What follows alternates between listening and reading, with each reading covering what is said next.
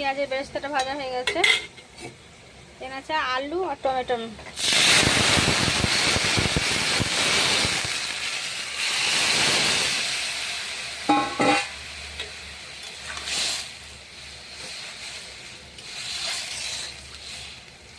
গোটা গোটা ডিম আর আলু টমেটোর তরকারি।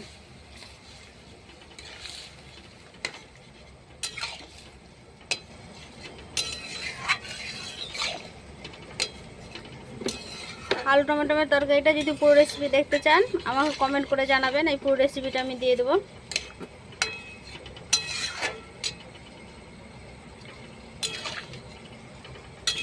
একটা ডিম দিয়ে আলু টমেটোর ঝোল হয়ে গেছে, নামিয়ে নেবো। একটু ফুটে গেলেই নামিয়ে নেবো।